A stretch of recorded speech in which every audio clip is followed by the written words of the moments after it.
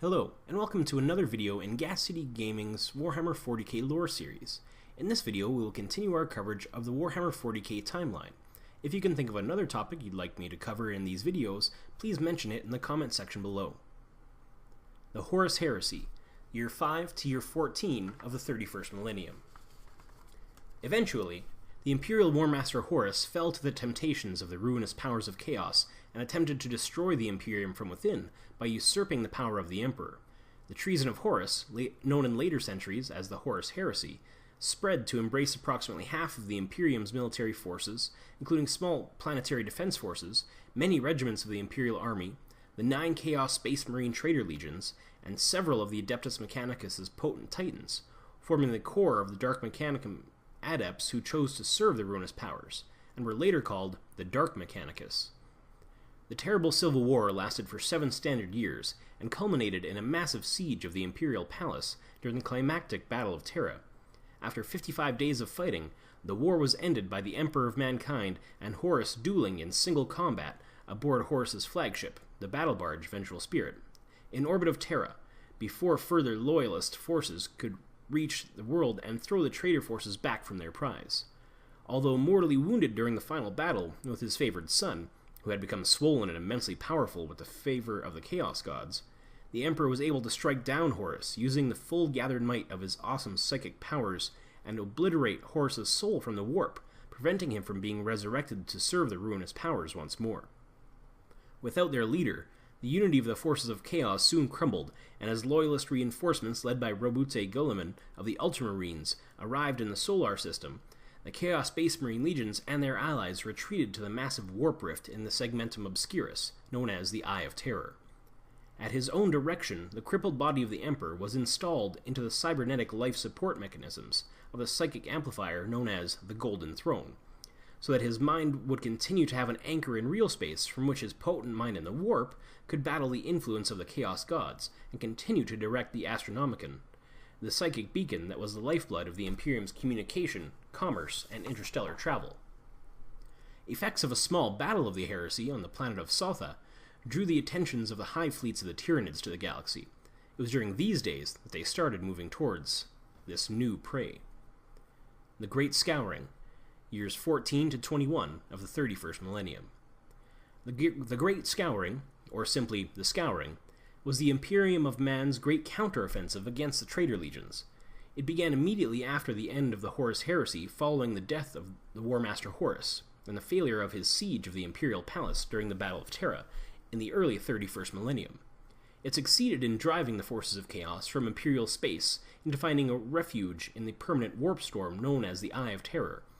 Before actually being confined for all time within the life support mechanisms of the Golden Throne, the Emperor had pronounced judgment on the traitors. He declared them excommunicate traitoris, and determined that they were to be driven into the hellish region of the warp rift called the Eye of Terror, which would hold them for all eternity. All records and memory of the traitor legions were to be expunged from the Imperial archives. Worlds such as Istvan V and Davin would be scoured clean of all life because of their corruption by chaos. The traitor legions associated troops from the Dark Mechanicus, the Titan legions, or the regiments and starships of the Imperial Army and Imperial Navy that had turned to chaos were to be destroyed or driven into the Eye. It would be as if the traitor legions had never existed to sully the Imperium with their betrayal. After the death of Horus, those traitors who had not been slain outright during the siege of the Imperial Palace fled before the vengeful wrath of the loyalist forces. Many made good their escape into the unexplored space or disappeared into the Eye of Terror or other lesser-known warp rifts, such as the Maelstrom. Fighting continued for another 7 standard years after the Heresy had ended, with Horus's death on the bridge of his great flagship, the Vengeful Spirit, before the traitor forces were wholly destroyed or exiled into the Eye of Terror. Many chaos-corrupted star systems were cleansed and placed under the watch of the newborn Inquisition. The Emperor's dream of a new age of enlightenment, a time when mankind was freed from superstition and ignorance, would turn into something far different. The Great Scouring would be followed by the 10 millennia-long era known as the Age of the Imperium. The Second Founding, year 21 of the 31st Millennium. In the midst of the Great Scouring campaign, the Second Founding occurred. The remaining 9 Loyalist Space Marine legions were disbanded to form this far smaller 1,000-man organization known as chapters, in accordance with the established dictates of the Primarch Rebute Guilliman's Codex Astartes. A portion of the Space Marines, now collectively known as the Adeptus Astartes, maintain their parent legion's original names, badges, and colors, whilst the remaining chapters took on new names and heraldry. The majority of these second founding chapters still serve the Imperium today. The Age of the Imperium, Millennium 31 to the present. The Age of the Imperium is the time period that began with the end of the Horus Heresy in the early 31st millennium, and is typically referred to in the present tense. The approximate time begins in the 31st millennium and continues forward, with the last year represented in the imperial records being year 999 of the 41st millennium. The Age of the Imperium is generally conveyed as spanning from the end of the Horus Heresy to the narrative present, a space of approximately 10,000 Terran years. Time of Rebirth, 31st millennium to the 32nd millennium. During the time of Rebirth, the Imperium of Man slowly recovered from the Horus Heresy. The myriad wars of the Great Scouring were fought in the years immediately after the end of the Horus Heresy and the death of the traitorous War Master. In a lengthy campaign, the Imperium's forces hunted and banished the remaining traitor legions from the occupation of human space. Eventually, the Chaos Space Marines and the Ruinous Powers, other followers among the forces of Chaos, found refuge in the massive warp rift known as the Eye of Terror. For a time, the Imperium knew peace from the corrupted followers of the Chaos Gods. At the same time, many alien races that had been fought during the Great Crusade reappeared in human space to take advantage of the disruptions caused by the Horus Heresy, and plagued the vulnerable worlds of man.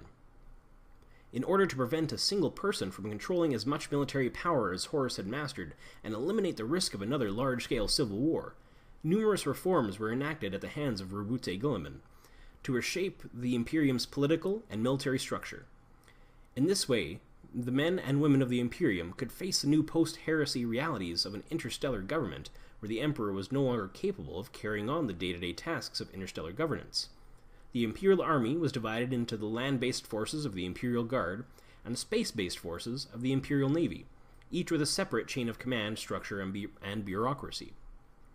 The remaining 9 Loyalist Space Marine legions adopted the Codex Astartes, written by the Ultramarines Primarch Rebute Guilliman, and were split into the many smaller Space Marine chapters of the Second Founding. They were comprised of only 1,000 men, each along with their own supporting spacecraft and planetary fiefdoms. The Orcs rampaged across the Imperium on a massive scale in year 544 of the 32nd millennium. The number of greenskin attacks grew until it became the greatest Orc Invasion that the galaxy had ever known, eclipsing even the Orc Wa defeated by the Emperor and Horus during the Olinor Crusade, which had earned the Horus the title of War Master. Nothing was safe from the Orcs' primal desire to conquer the galaxy, and their widespread advances were only halted when the Imperium resorted to the use of the most extreme measures, at great cost to the chapters of the Adeptus Astartes. The Byzantine politics of the Imperium took a calamitous turn in year 546 of Millennium 32, in an event remembered as the Beheading, when the High Lords of Terra, the successors of the Council of Terra that had been established to administer the day-to-day affairs of the Imperium and now ruled in the Emperor's name, were slain to a man on the orders of Draken Vangorich, the Grand Master of the Officio Assassinorum, a Space Marine retribution force drawn from the Halo Brethren, Imperial Fists, and Sable Swords chapters, tracked the Grand Master to an Assassinorium temple. The commander of the Astarte Strike Force was assassinated as soon as he made planetfall, but the remaining Battle Brothers carried out the attack without him. Inside the temple, they were attacked by 100 Eversor assassins. Only a single Space Marine survived to reach Grand Master Vangorich and end his life with a bolter. The Imperium descended into anarchy for several years as new High Lords rose to power. Thank you guys for tuning into this video, and one more time, if you have any topics you'd like me to cover in future lore videos, please let me know and I'd love to hear back from you. Have an awesome rest of your day, and remember, the Emperor protects.